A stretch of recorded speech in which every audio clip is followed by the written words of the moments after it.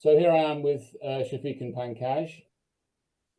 So Shafiq's pointed out, of course, there's a huge team involved with the development of PCN all around the world, some of whom are in the room with us today, and we'll be asking them for their comments afterwards.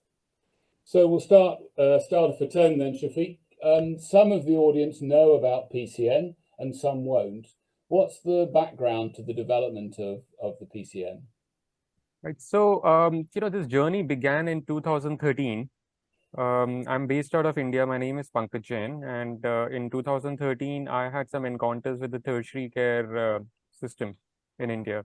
And that's when I realized that a lot could go wrong when somebody is in the hospital. I sort of also came to know that medical errors are rather too common, and there are certain things like evidence-based medicines, differential diagnostics, and all. So I started researching, as being a technologist. I wanted to see if I could build some technology solution that could address this problem.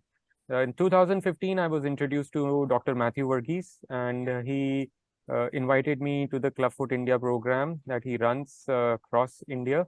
And he suggested that some of the ideas that I was working on, maybe I should try them in the context of Clubfoot treatment, especially with the Ponseti method. I stood next to Dr. Verghese for the next 18 months, week after week. So he runs his Clubfoot clinic every Wednesday, and on any clinic day, there could be anywhere from 80 to 100 patients, sometimes probably even more. Right. So along with him, I saw how patients were being treated for Clubfoot using the Ponseti method. I also attended some of the training seminars, and I developed a prototype for a software solution that could improve the outcomes in the Ponseti method.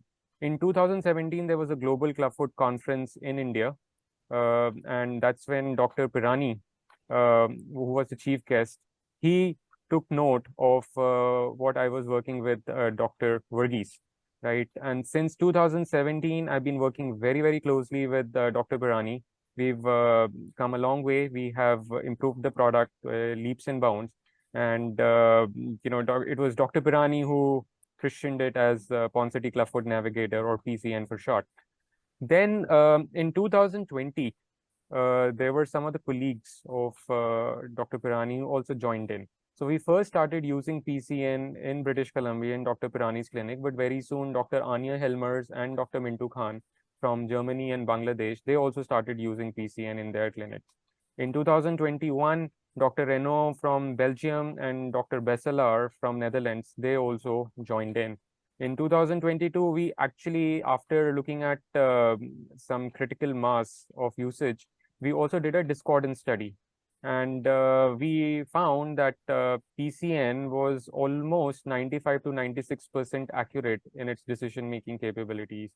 We also had interest coming from Rwanda. This software is also being used in clinics in Rwanda.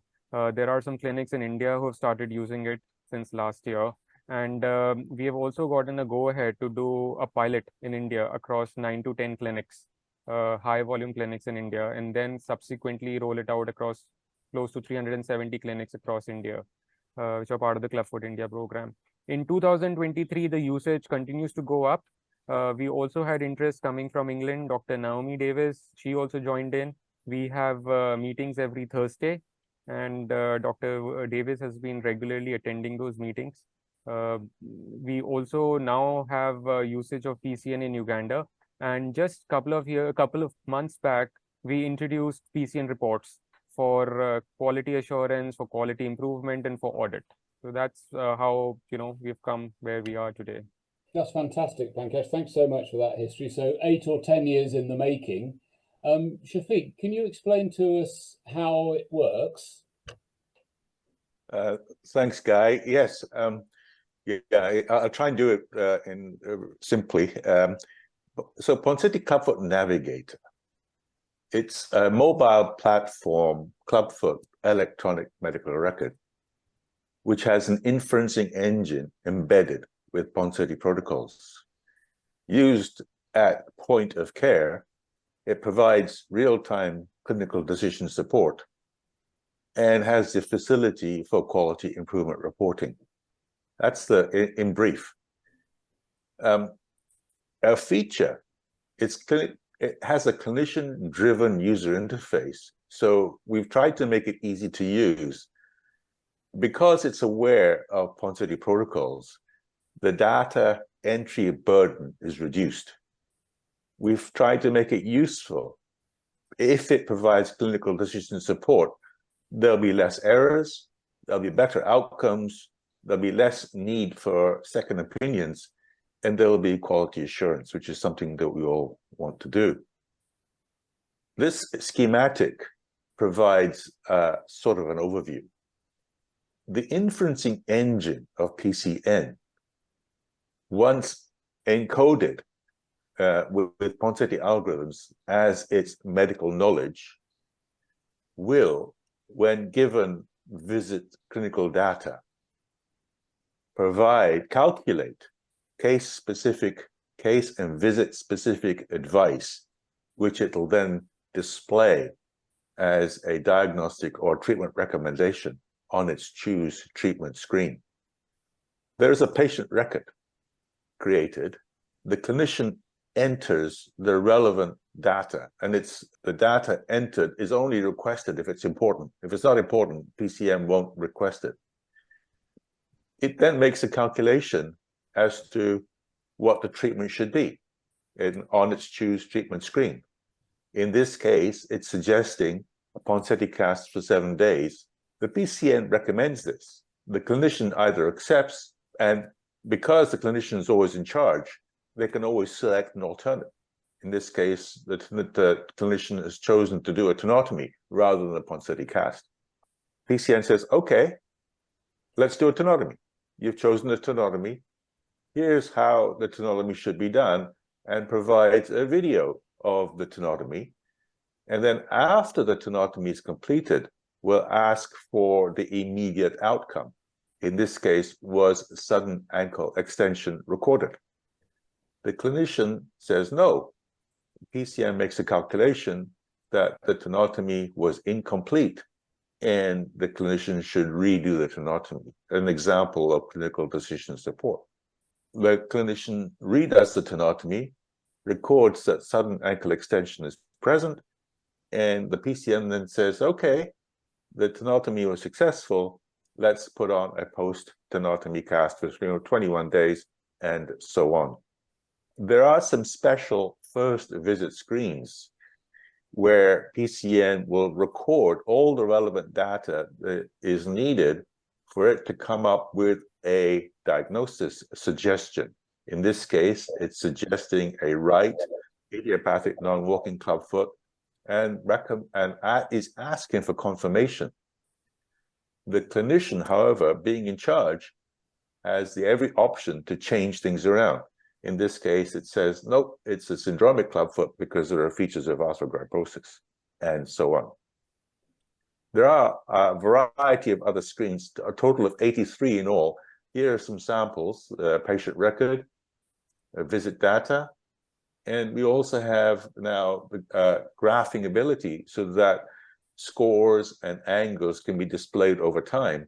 And that gives you a nice idea in one screen as to what's happening to the patient.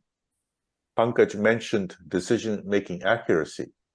We tested this with 83 children, 129 club feet, treated by 6 Ponseti experts. We retrospectively entered the data after treatment had been completed into PCN, and we compared the decisions made by PCN with the decisions made by the experts, both diagnostic and treatment. And we found a 96% concordance. Discordant decisions, 88, or about 4 to 5%, mostly were due to where the guidelines were silent, i.e., there are no guidelines yet as to when to start treatment on a premature infant. There were some data entry errors by the clinician.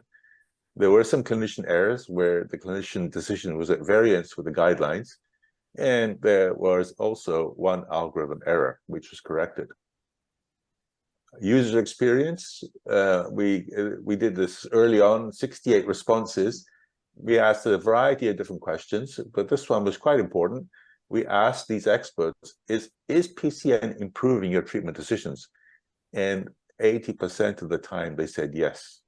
15% no. Yeah, no. So, I mean, I think I can see, and everyone in the room here will be able to see how useful PCN is to aid with clinical decision making in the clinic setting. We're also discussing this morning about data collection, audit, and reviewing our own figures. Is it a tool that can be used in that way? So, one of the things about PCN is collecting data about the Ponseti treatment in the finest level of detail for every patient. Now, what we can do is we can harness this data which is getting collected during the treatment process to do two things, right? Or actually three things. One, we can do audit, right? To report the statistics, the vital statistics about how the program is going on. We can also use that data and the analysis to do quality improvement. And finally, we can also use this data to actually derive new insights to improve the Ponseti method itself, right? And we can do this at three different levels. We can do it globally. We can see how the numbers show up across the world. We can look at a specific network, and we can also do it at a clinic level. Now, when I look at reports for audit and quality improvement, there are like two kinds of reports, two broad buckets of reports. One is broad statistics, the other are quality related reports. So statistics would be, just like demographics or trying to understand what are the different age groups the patients who are showing up in the clinic. We can look at the gender breakdown. We can look at the Clubfoot type, how many of them are idiopathic, how many of them are syndromic, how many of them are walking, how many of them are non-walking. We can look at the history, in the sense that is it like a fresh case, or have these people been treated elsewhere? Are they second opinion? If they were being treated elsewhere, what was the kind of treatment that they had? Then we can also analyze the different kinds of visits that are happening. And we can also track fall throughs, if let's say some patients are just not coming back to the clinic. In terms of quality, Dr. Pirani mentioned we did a discordance study. So one of the key reports that we have is on discordance. Discordance is, how many times did the clinician decide to override the treatment or diagnostic decision which was recommended by PCN based on the standard algorithms. We also measure some very important metrics such as the tenotomy rate and the casting rate. We can also look at the adverse events like cast slip or anything like a rocker bottom foot and some other sort of adverse events which we would want to reduce. We can also track relapse rates. We can find out like how many patients relapsed while they were being treated in our clinic. So these are like, two sample reports. On the left-hand side, looking at different Clubfoot types, right? And we are trying to see how many feet of different types started treatment in a particular quarter or a particular month. On the right side, this is a typical casting rate report. So we can see how over the course of last 3 quarters, the casting rates for the cohort of patients who started treatment in a particular quarter have changed. And we can slice and dice this data based on various things. In this particular report, we are looking at the casting rate based on the type of Clubfoot. So, that's what the reports are about, but, we are going to be moving to the next level very soon. Very soon, we plan to launch multi-dimension analysis where you can slice and dice data on an ad hoc basis and also do predictive modeling. With predictive modeling, we can harness the power of machine learning, and we can also then derive some new medical insights. Hopefully, we'll be able to come up with some improvements to the Ponseti method itself. Well, that's absolutely fantastic. Now, I speaking on behalf of a number of people in the room, I'm sure we'll have a discussion afterwards, but it seems like an incredibly useful tool, both clinically and potentially in terms of audit and developing our own management strategies. If we wanted to be involved, to both of you really, how can we find out more? Could we trial it for a period? Is it must cost? Is there a cost involvement at the moment? Where do we go from here if people are interested? Thank you, Guy, for that question. Just to remind the group, the audience, that there's already a bunch of people using this in different parts of the world. we generally tend to meet every Thursday to go through bits and pieces. And there's also a group that meets on Fridays, a low middle income country group. So we've got systems in place. And to answer your questions, how can I find out more? Just email and start the ball rolling. Can I trial it? Yes, we actually have a playground version supported by an online manual that you can play with and create cases and see how and actually you have to do that. You have to create 15, 20, 30 cases before you become comfortable. There's 83 separate screens, all the way through to Tibet transfer. Yes, and we can support that with webinars. You can join the group and learn from others. And contextually, because we have people in different parts of the world, even speaking different languages, that there's some support there too. Is there a cost involvement currently? No, not for the trial, but like anything, eventually they will have to be, because we have to pay people. Right now, we're all volunteers, but eventually to make this something that you can rely on, you're going to have to pay for it, I suspect. But we're working those details out. And any help from anybody who says, yeah, this is something we'd like to do for our clinic, our network, our system, and we can go and get some money, because it is something that health systems should support, this kind of quality assurance tool, then we'd like to work with that. Pankaj, is there anything you want to add to this?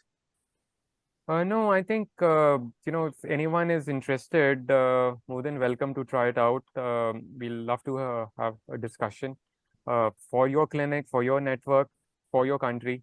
So please do reach out and, try it out. And if you like what you see, then let's basically have a discussion on how we can provide you a high quality product with like a high quality service level agreement.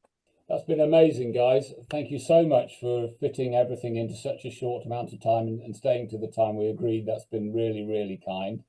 We'll end this now and we'll go back into the room in Manchester for some further discussions. Thank you, Shafiq and Pankaj, very much indeed. Thank you.